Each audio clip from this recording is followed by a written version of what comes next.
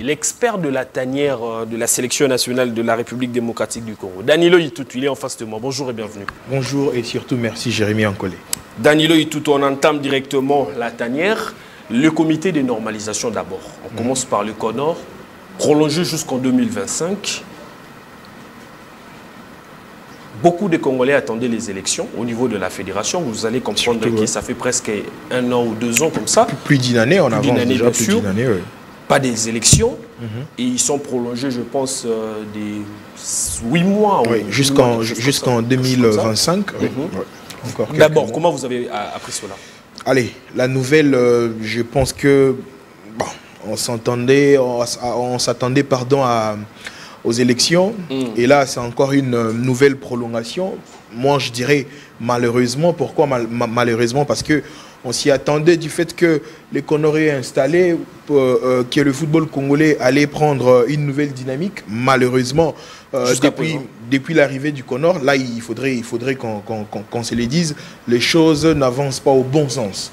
Donc, les élections auraient été peut-être la bonne option pour donner la chance à tout le monde. Hein. On va justement citer nommément, par exemple, Chabani Nonda qui s'est donné aussi les ambitions d'aller reprendre la tête de la Fédération congolaise de football. Malheureusement, il faudrait encore attendre longtemps pour ces gens. Il y avait aussi un certain Ilunga Erita qui pensait reprendre la commande récemment. Dieu merci, Mbokani n'a pas caché aussi ses ambitions. Hein.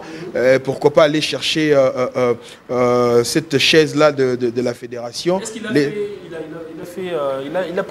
a pris sa retraite internationale? Non, pas encore. Il a encore son temps de décider s'il faut continuer ou pas. Mais pendant ces temps, il a même souligné qu'en septembre prochain, donc dans quelques jours, aujourd'hui on est les 30, donc au bout de quelques jours, il commence déjà ses cours en management, IFA, Pro.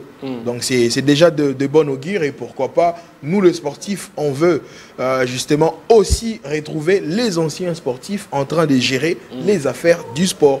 Donc encore une prolongation, mais bon, serrons nos ceintures pourvu que cette prolongation ne soit pas un début de suite de prolongation. Une fois, 2 fois, c'est bon, on peut justement entamer les élections après une année sans avoir un président de la fédération à la tête de cet organe qui dirige le football congolais. Merci beaucoup, Danilo Itutu. On prend la tanière de la sélection nationale de la RDC. Il nous reste, je pense, 7 jours avant de jouer la Guinée. La Guinée, oui. Il y a beaucoup de choses qui bougent. Il y a le mercato. Il y a des soucis avec nos joueurs. On parle de Meshak Elia. Fiston Kalala, je ne sais pas s'il y a une information, puisque le joueur n'a pas joué son dernier match. Non, il a repris récemment. Il y a également Meshak Elia, Silas Katompa. Dites-nous un peu, qu'est-ce qui se passe dans la tanière? Allez, s'il faudrait parler en termes de transferts, vous savez, les transferts de joueurs congolais ont toujours été, je dirais, difficiles. Hein. Récemment, on annonçait un certain Charles Piquel vers Las Palmas, lui qui était en série B.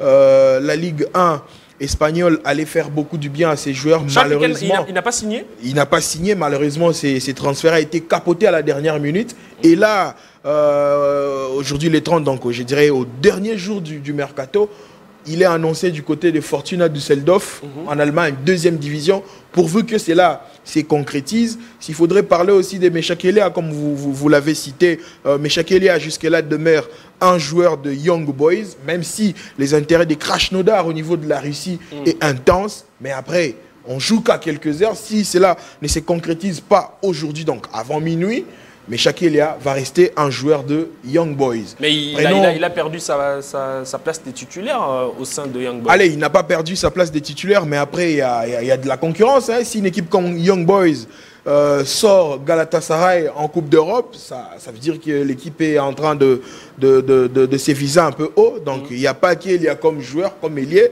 Il y a de la concurrence. À lui de faire mieux que les autres et de retrouver sa place en termes de stats. Avant sa blessure, sa petite blessure, hein, il y avait 5 matchs sur 6 comme titulaire. C'était pas moindre quand même pour un joueur dans le haut niveau. Bon, s'il faudrait aussi parler de l'affaire Silas, je ne sais pas s'il faudrait prendre le côté mercato ou son affaire avec la sélection nationale.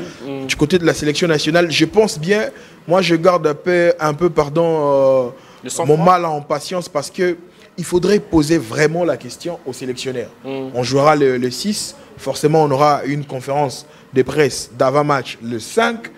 Il faudrait que les sélectionneurs essaient un peu de nous expliquer ce qui se passe réellement avec Silas. D'un côté, il y a Max Moquet qui affirme que le joueur avait snobé l'appel du sélectionneur pendant qu'il était à Kinshasa en train de faire ses chillings, et lui-même le joueur n'a pas reconnu ses faits. Allez, il faudrait maintenant que M. Desabre puisse trancher entre le popo de Max Moquet, qui est réputé comme un proche de Silas, un ancien président du club où Silas a évolué, et lui-même les sélectionneurs, les concernés cités dans l'affaire, de nous dire qu'est-ce qui ne va pas avec Silas, parce que ça faisait un bout de temps, on remarquait, Silas venait au sein de la sélection de son gré. Au moment où il veut, il arrive, au moment où il ne veut pas, il n'arrive pas. Est-ce que c'est un problème d'entourage? Le joueur a un problème d'entourage? Sans vouloir l'accuser à tort. Ou les managers aussi. Je trouve aussi Silas un peu, je dirais, éparpillé. Permettez-moi le terme. Hein. Je le trouve un peu éparpillé du fait que il a encore ses sangs chauds de la jeunesse. Il ne sait plus vraiment, il ne sait pas ses repérer en fait. Bon, après, ce n'est que mon avis, mon analyse à moi. Après, il faudrait savoir vraiment ces raisons qui poussent à tout moment d'être aussi absent au sein de la sélection. On connaît des joueurs qui ont connu de grands clubs comme Yannick Bolassi, qui ne manquait jamais à un appel de la sélection. Chancel Mbemba, qui est aujourd'hui un joueur le plus capé d'ailleurs de la sélection. 84 sélections. Il a enchaîné, je pense, 4 cannes. Aucun joueur ne l'a fait. Il est là. Il était à Porto, il était là. Il joue à Marseille, il est là. Blessure ou pas, Mbemba arrive pour justifier sa blessure. Après, qu'est-ce qu'il faut faire de tous ces genres de joueurs? Allez, la discipline au sein de la sélection, je pense bien, Desabre est là pour mettre un peu de l'ordre. Danilo Itutu, vous êtes expert de la tanière. L'équipe nationale, c'est pour les meilleurs du moment. Oui. Yannick Bolassi, parmi les joueurs les dossiers qui font la fierté de notre pays, il est au Brésil, c'est parmi les meilleurs du moment. Et Yannick Bolassi, zappé par l'entraîneur. Zappé par l'entraîneur, c'est un peu dur, mais après, le choix reste à lui. Comme on le reconnaît comme sélectionneur national. Il y a deux cas comme ça. À lui de faire le choix de qui il veut, quand il veut. C'est ça aussi le problème. Vous avez soulevé le problème, ce n'est pas le premier joueur à être snobé par Desabre, entre guillemets. Tisserand s'est plaint.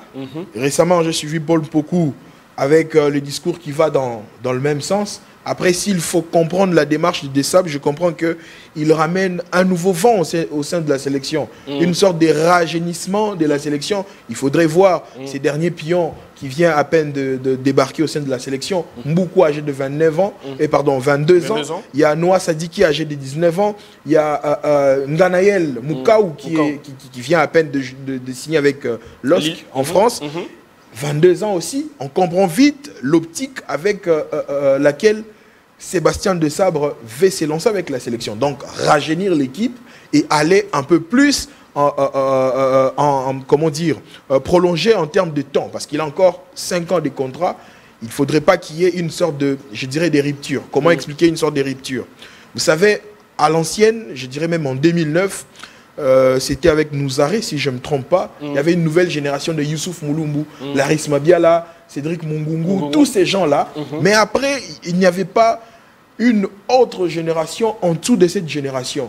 Du coup, une fois ces gens se sont éclipsés, on s'est retrouvés dans la rue. L'équipe nationale était complètement dans la rue. Mais là, je pense avec Desabre, il pense à la nouvelle génération qui prendra justement le relais de tous ces gens. Les Kakuta sont sortants. Il faut qu'on se les dise quand même. Kakuta est sortant, Bakambu est sortant, même Chancel Mbemba est sortant, Arthur Maswaku est sortant. Donc il faudrait penser comment rajeunir cette nouvelle génération. Et pour rajeunir cette nouvelle génération, il faut donner de la chance à tous ces jeunes. Je ne vois vraiment pas, sans pour autant dénigrer Yannick Bolassi actuellement, si des jeunes comme Michel-Ange Balukicha peinent à débarquer au sein de la sélection, si un Silas Katompa mis de côté, bon, Je ne sais pas si c'est un choix technique ou disciplinaire, mais il est quand même de côté parce qu'il y a quelqu'un qui fait l'affaire maintenant. Il y a Kolo, il y a Wissa, il y a Meshak Elia, il y a Tebongonda qui se cherche derrière une place jusqu'à présent. Je vois un peu très difficile Yannick Bolassi réintégrer la sélection. Aussi avec son âge, à 33 ans, il faudrait aussi penser à ces jeunes qui vont prendre les relais. Non, il est là. À l'après-équipe nationale. Oui, l'après-sélection, peut-être, même s'il n'a pas encore officiellement pris sa retraite internationale. Mais après, il faudrait aussi penser à tous ces jeunes, le Mboukou qui viennent d'arriver et faire leurs exploits. D'ailleurs, Bolassi n'a plus rien à prouver au sein de la sélection. Il a fait son temps, son pluie et les bons temps. Et aujourd'hui, je pense bien, laissons un peu le temps à tous ces jeunes, au Elia, au Bongonda, à Kolo, Yohan Wissa. Elia ne viendra pas avec la même forme parce qu'il a été blessé. Il répond juste ce week-end. Il y a également Silas qui ne sera pas là. Des Sabres sera aussi amputé des ailiers. Mais justement, c'est ce que j'ai dit, non? Une fois que Elia n'est pas en forme, il y a un certain Akolo qui fait affaire avec Saint-Galan au niveau de Suisse. Actuellement, il est le meilleur buteur actuellement de joueurs congolais en début de saison. Donc, il y a un certain Akolo qui peut faire l'affaire. Dans le couloir gauche, côté gauche, pardon, il y a Yohan Wissa qui est indiscutablement l'homme le plus fort, l'attaquant le plus fort actuellement de la sélection. En pointe, même s'il faut réajuster des positions, il y a un certain Samuel Essende qui monte en puissance. Et de côté gauche, c'est encore ça le problème. Est-ce qu'il faut mettre Théo Bongonda? Est-ce qu'il faut reconduire Shadrack Akolo? Est-ce qu'il faut Il y a beaucoup d'options. Il y a les jeunes qui viennent des jeunes qui viennent d'arriver. Sûrement, beaucoup ne viendra pas pour jouer. Peut-être que ça sera pour des dossiers de formalités, dossiers administratifs. Après, il y a vraiment de la concurrence. Bolassi, au lieu de se plaindre, même si son message a été beaucoup plus énigmatique, sans pour autant citer nommément la sélection congolaise, c'est encore énigmatique.